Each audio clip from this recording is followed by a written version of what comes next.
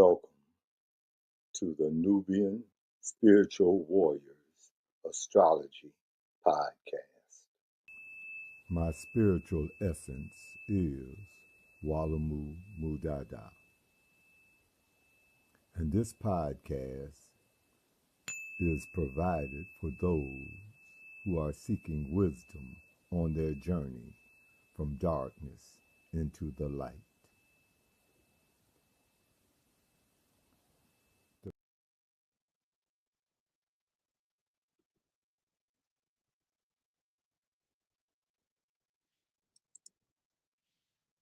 Key to Star Constellations.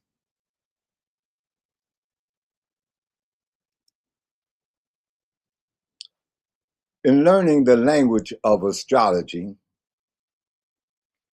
it is very important that you become familiar with several basic components. Today, I'm going to arrange the opponents in numerical order. Now, some of the components can be, be in first or second or third, so you can flip some of the numerical positions of some of these.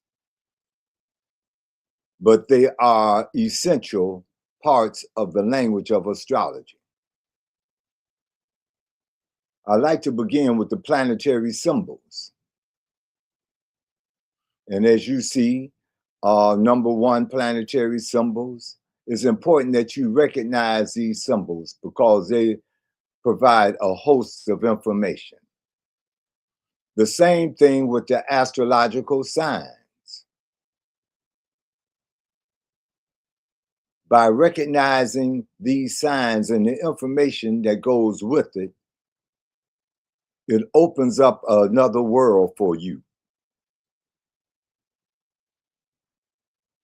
Third is an astro symbol for the sun.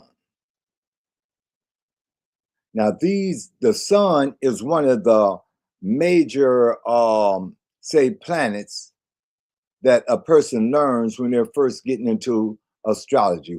And they often ask, what is your sun sign? And that's the symbol for the sun. Now, as you move further along in astrology, the individual will also need to know your moon sign. So some of the basic astrology, they'll just ask for your sun sign and talk about your sun sign. But your moon sign is important as well. And that's the astrological symbol for the moon.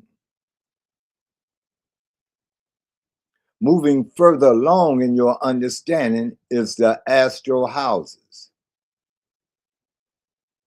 What domain of life does each house represent? And what is a key attribute of each house? Adding to your understanding is the ascendant. What sign was on the horizon at your birth?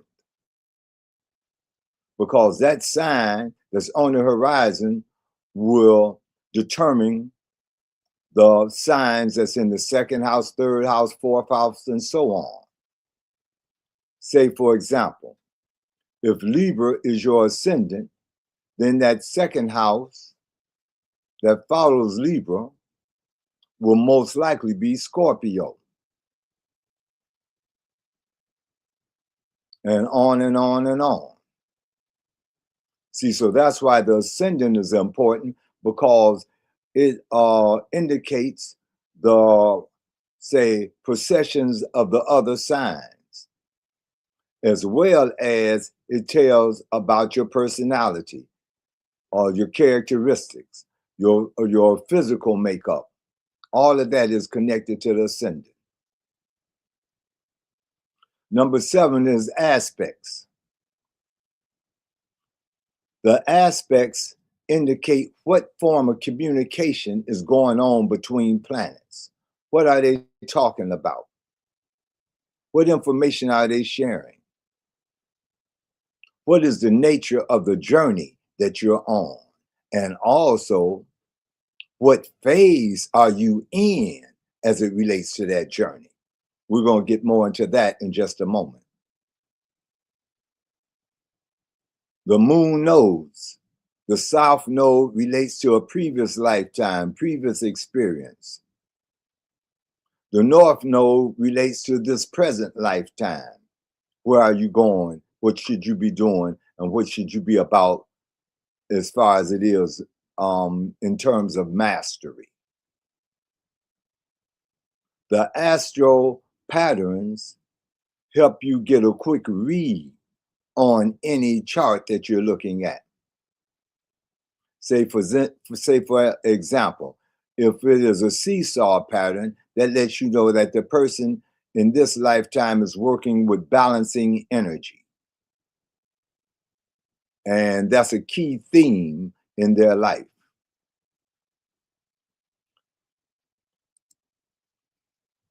Now we're moving to the aspects. We'll start with the conjunction. As you see in this diagram, you have Pluto and Mercury. They're conjunct in the first house. So both planets are the same degrees. There can be a 5-degree range. So you have Pluto 16 degrees Aries, and it's conjunct Mercury 16 degrees Aries. They're just like next door neighbors, right next to each other. Now, what does this mean? This means planets share information relating to their joint purpose. So these planets have a joint purpose. And in the first house, they're communicating their joint purpose.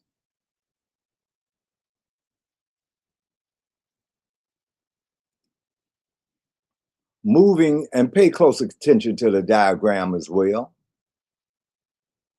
Now, the planets begin to separate themselves. The fastest moving or faster moving planet will be the one that creates the space. So you see a sextile here.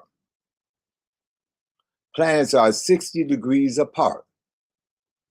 Note again, there can be a 5-degree range. So you have Pluto 16 degrees Aries, sextile Mercury, 16 degrees Gemini. Excuse me.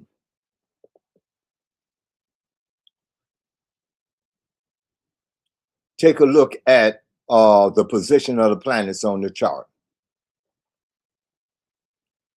You see that there's a space in between Pluto and Mercury. There's a house. Each house represents about 30 degrees. So if Pluto is 16 degrees in Aries, and Mercury is 16 degrees in Gemini, and that second house, let's say that's Taurus, is that second house contained 30 degrees. The combined distance is 60 degrees.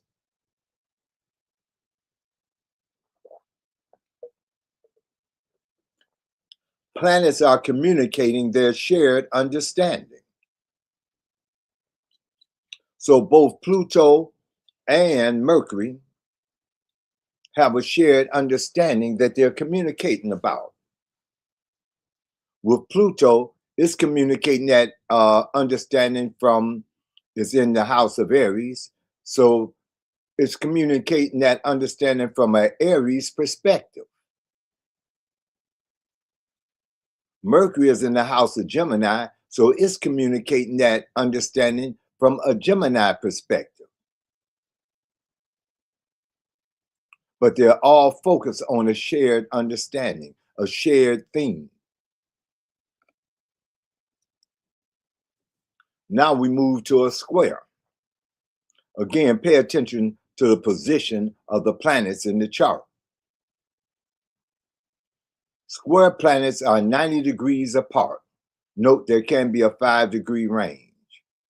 Again, Pluto is 16 degrees Aries and is squaring Mercury 16 degrees Cancer. Notice in that square that there's 2 houses in between those planets, while they're both at the same degree within the house that they're contained in. So that gives you a separation of 90 degrees. Something interesting happens here at this square. Planets must remember their shared understanding because each planet is becoming single-minded. Listening and understanding each other is needed to harmonize energy. See, so now Pluto in the house of Aries is single-minded in the sense that it is only able to communicate that understanding from an Aries perspective. Mercury, being in the house of Cancer, can only communicate that understanding from, say, a Cancer perspective. Let me present it in a different way. Pluto being in the house of Aries wants to take some action. It wants to do something. Mercury being in the house of Cancer wants to feel something. See, so now they have to harmonize the energy because one is only focused on doing and the other one is only focused on feeling. But they have a joint purpose. So that's where the listening and understanding each other comes in. It can't be just doing. It can't be just feeling. We have to balance or harmonize this energy to where I respect the fact that you've got to do. I respect the fact that you've got to feel. So how do we harmonize that energy? That's where the magic comes in.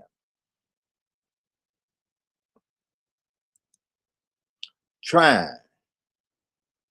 Take a look at the position of the planets again. And notice that Mercury is the one that's a faster moving planet, and it's the one that's creating the separation. Trine planets are 120 degrees apart. Again, there can be a 5-degree range. Pluto is 16 degrees Aries, trine Mercury 16 degrees Leo. Planets are communicating and remembering their shared understanding. Now the communication is beginning to flow again. And one of the key things that let you know that the communication is beginning to flow again is the element. Take a look at Pluto. It's in Aries, which is a fire sign. Take a look at Mercury. It's in Leo, which is a fire sign. So going back to the analogy that I gave before, Aries want to do. It wants to take some type of action. Leo wants to take some type of action. Fire wants to take some type of action. So they both are able to communicate freely with each other because you want to take some action, I want to take some action.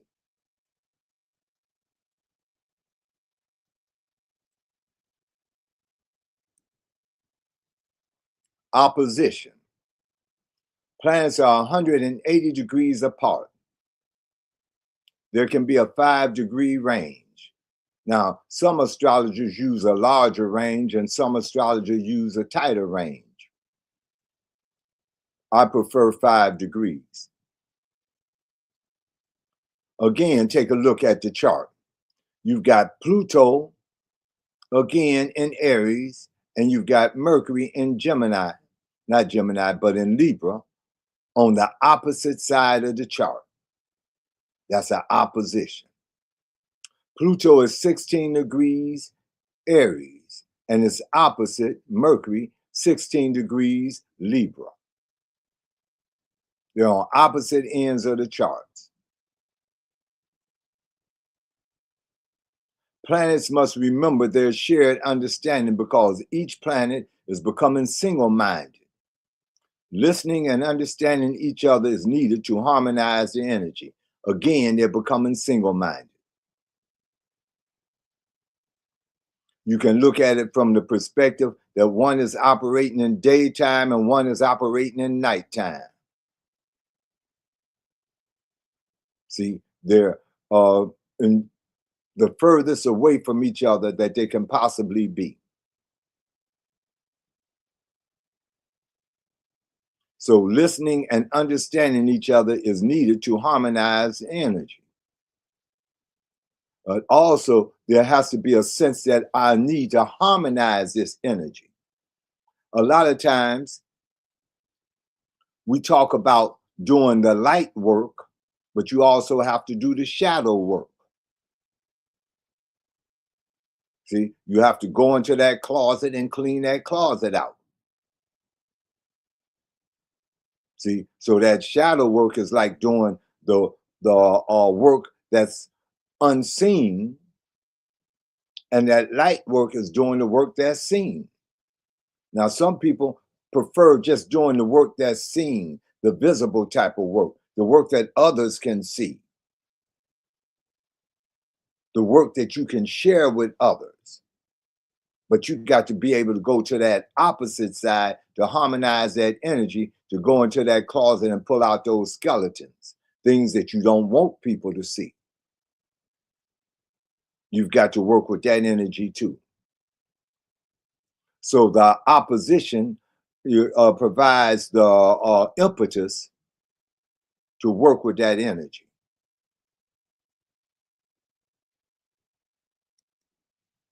Now, pay close attention. Now, Mercury is trine Pluto, but it's moving toward Pluto now. Previously, it was moving away from Pluto. After 180 degrees, now it's moving back toward Pluto. And it's forming a trine. Trine planets are 120 degrees apart. Looking at Pluto, 16 degrees Aries, trine Mercury, 16 degrees Sagittarius. Now, as it's moving back toward Pluto, it's sharing Sagittarian understanding. In its previous trine, it was sharing Leo understanding. Planets are communicating and remembering their shared understanding. Again, when you look at a trine, take a look at Pluto. It's in Aries, which is a fire sign. Take a look at Mercury in Sagittarius. That's another fire sign. See, so that's why the energy can flow, because both signs want to take action and they understand that.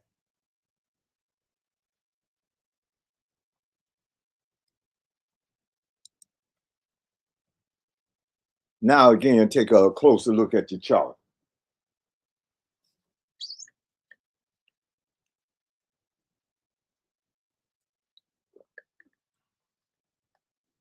You'll see that the planets are square. Square planets are 90 degrees apart. Notice that Mercury is moving closer to Pluto. Pluto is 16 degrees Aries. Square Mercury, 16 degrees Capricorn. Planets must remember their shared understanding because each planet is becoming single-minded. Listening and understanding each other is needed to harmonize energy. And it's important to understand elements as well, because again, Pluto is in fire sign, and now Mercury is in an earth sign, and you have a square. And you think about the fire, the elements of fire and earth. See, a lot of times you'll use earth to put out the fire. A square. And the square forms tension as well.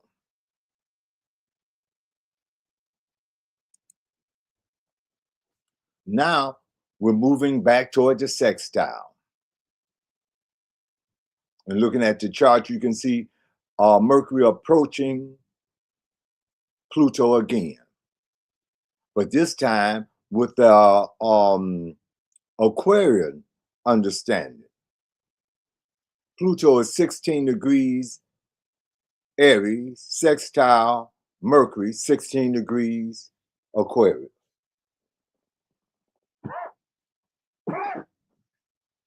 Excuse me. Planets are communicating their shared understanding. The elements again play a part. Pluto is in the fire sign. Mercury is in the air sign. So you need air to have a fire. See, so that's one of the reasons why they can easily communicate their shared understanding.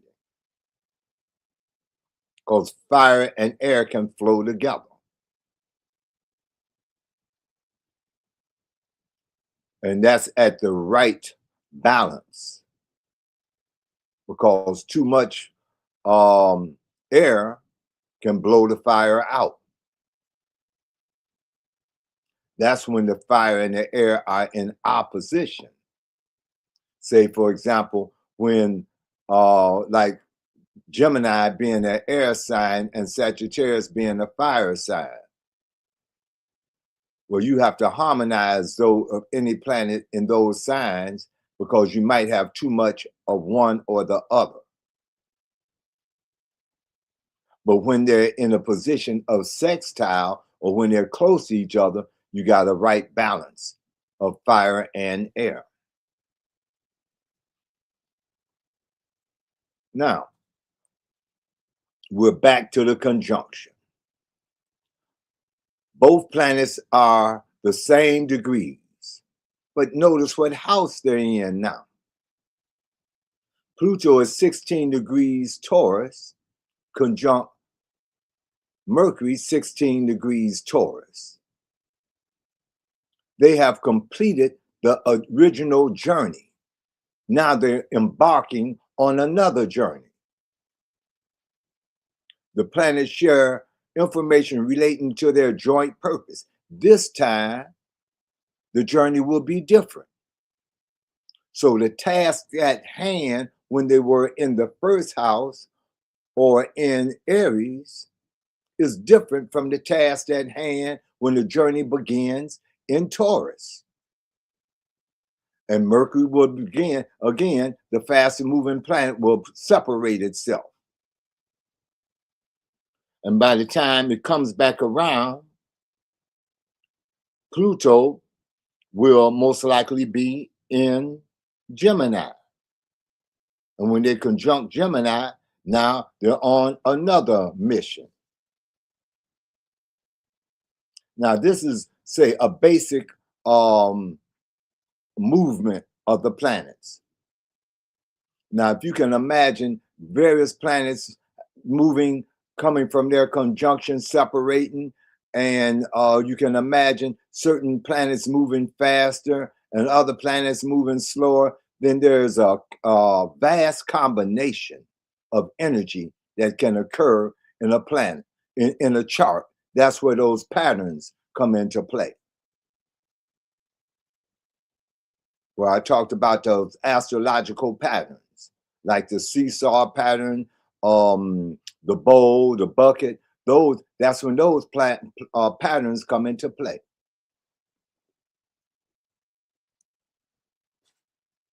Now, again, we're taking a look at the degrees and what do they primarily mean or say. All right, so these are major aspects. Aspects primarily means relationships or energy patterns. Okay, so when you have a conjunction, that's a concentration of energy, basically. Opposition, there's a conflict or a challenge. Square, challenge or opportunity. Trine, easy flow, comfortable.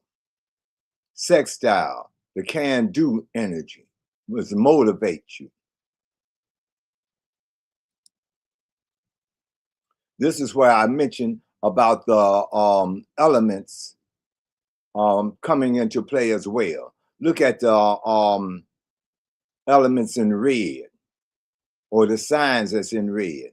Those are fire signs. They all trine each other. All fire signs trine each other. Okay, the black, that's your earth signs. All earth signs trine each other. The teal is your air signs. All air signs trine each other. And blue is the water signs. All water signs trine each other. That's why you have the symbol of the three trines right there. Now, in analysis, in analyzing the chart, there's at least 4 basic things that you want to pay attention to. And it don't necessarily have to be in this order. A basic analysis requires the synthesis of these 4 components. An understanding of the meaning or attributes in each symbol increases the depth of knowledge and the depth of understanding. That's why it's important to learn the signs, the symbols, and what their meaning portray.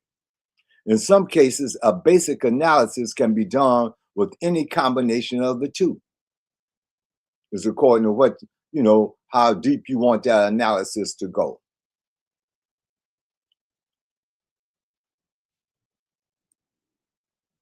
All right, so take a look at this chart right here. We're going to begin to analyze this chart and, see what we discover. Now, let me give you a little something about the chart, and then later as we analyze it, we're going to discover whose chart this is. Okay, so I'll just give you a couple of, I'll probably give you clues a little bit as we go. All right. Now, one of the 4 things that you want to take a look at is the house. Okay, what house is the sun in? That's one of the key things that you want to take a look at. I think that was one of the 4 things that we mentioned. All right, what house is the sun in? So I'm going to bring Brother Man and Sister Love in to help us out. And you can also put your comments in the chat, okay? So the first question I'm presenting, as you take a look at the chart, is what house is the sun in? All right, so Brother Man, Sister Love, chime in whenever you feel like it. It is in the 4th house. Okay, the sun. That's why I'm looking. You said the 4th house. It's not the 4th house. Oh, Okay. The 3rd house. I got a comment. It's the 3rd house. Okay, yes, the 3rd house. And somebody in the comments said it's in Gemini. Good. So Gemini is the 3rd house. Okay, we got that. Now, if you look at the top, you'll see the symbol of the sun, 3 degrees Gemini. Mm-hmm. So that can help you as well. All right. All right. Now we're going to let's say give me attribute or a characteristic of that third house. Anything about that third house that you know, just one word or whatever you want. And people in the chat, communications, lower level education, okay, ideas, information. okay, all right. So we've got communication, early education, siblings, siblings, yes. All right. So that's some of the attributes. Now, as we're given these attributes and characteristics, then you're also thinking what profession or what field would require these skills. See, so we're narrowing in on the characteristics of our this chart of, say, like our mystery person. Mm-hmm. Okay. All right. So we know that this person is in some form of communication. All right. So that's the key, I'll say, attribute of the third house, communication. All right. Next, a question. We'll stay with that sun sign. What do you know about the sun? All right. What is one of the attributes of the sun? And people in the chat, you can drop a word or something in as well. What do you know about the sun? The sun is also a representative of our ego. Okay. So we can say the sun represents the ego. All right. Now, so we know that this person is in some form of communication. All right. And they may be heavily into some form of communication. All right. Let's see what else. We're going to look at those degrees, and we want to see, first question, is this sun conjunct any other planet? Now, let me sort of help you out with that. So we got the sun 3 degrees Gemini. Is any other planet 3 degrees Gemini or somewhere around 3 degrees Gemini? So you've got several other planets there. Mm-hmm. So something close to 3 degrees Gemini. Uranus, right. Uranus is close to the sun in the second house. It's in the same house. So Uranus was, we look at that degrees, Uranus is 8 degrees Gemini. Okay, so we can say, all right, that is say conjunct right there. Now, next question. What do you know about Uranus? All right.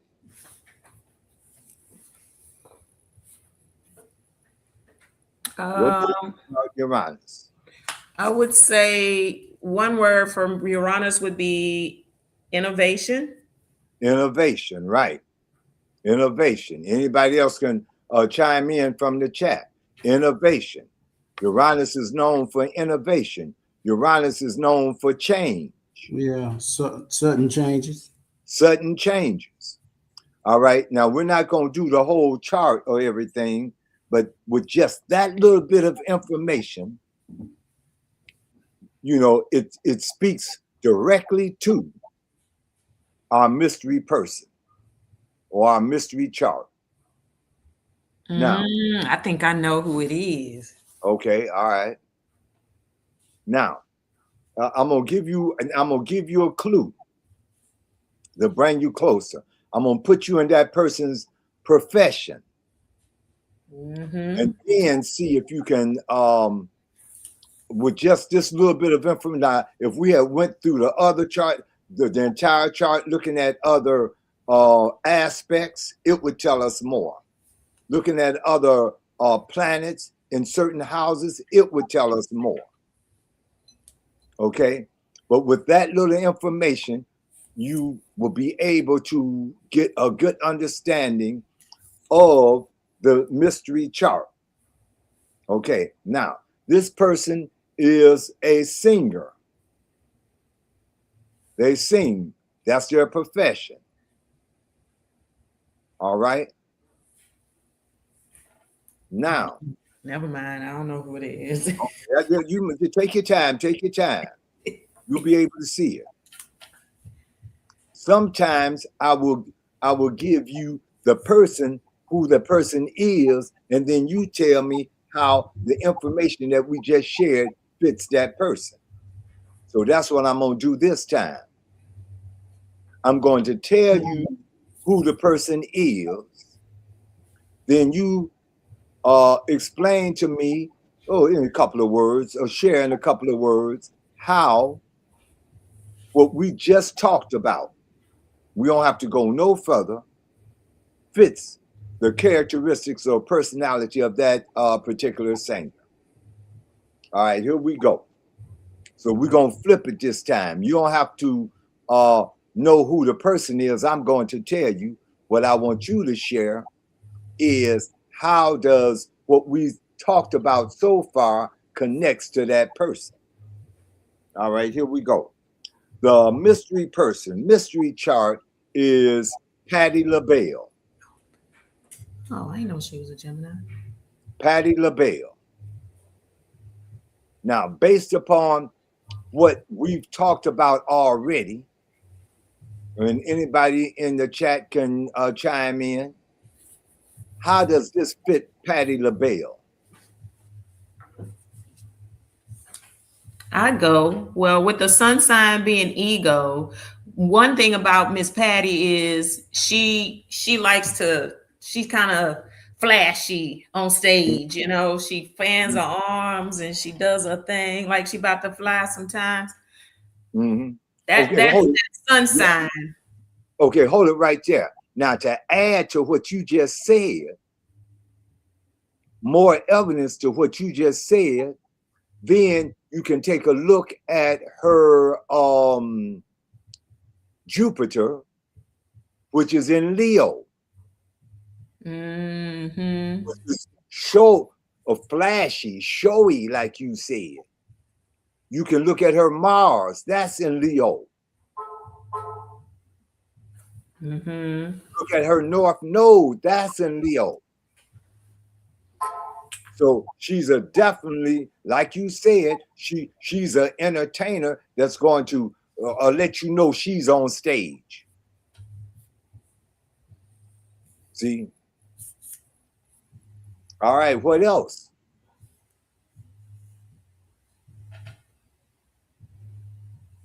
Okay, I'll share this one with you. Now, we talked about Uranus. I'll give you a clue. Think about her singing. Think about her voice.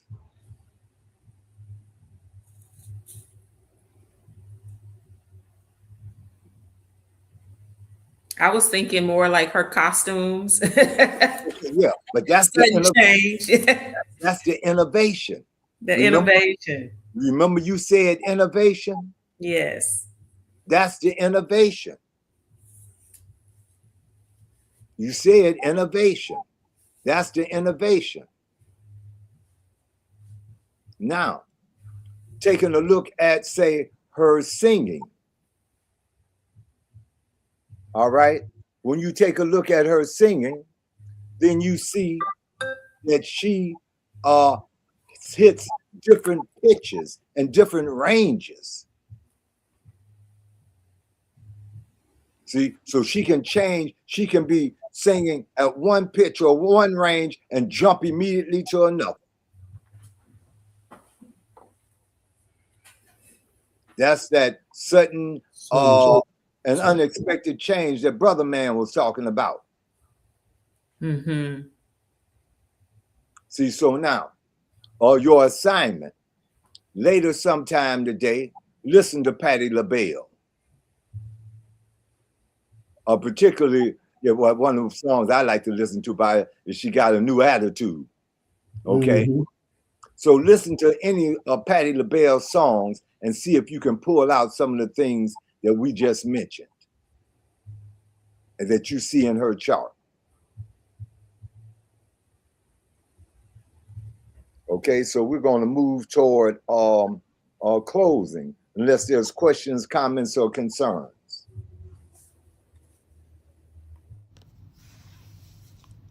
Assume the position. It may be with your feet flat on the floor and your spine erect. It may be in a yoga position. Whatever position you assume, your spine is erect. Now gently close your eyes, for you are going on an inner journey. And this inner journey begins with the breath.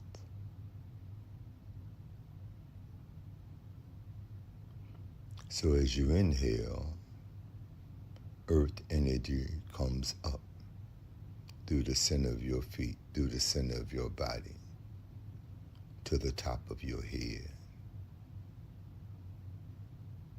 And on exhalation, it showers out the top of your head like a fountain, returning to the earth.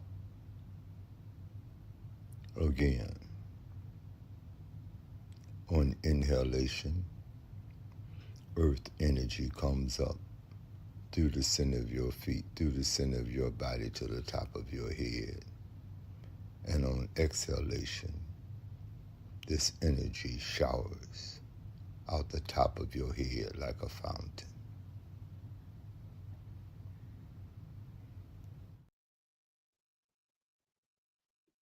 Key 2, Star Constellations. Key 2, Star Constellations is a family affair. As a family or an individual, learn the ancient science of astronomy, astrology, numerology, and sacred geometry. The lessons are basic and engaging for all ages. They are insightful and empowering.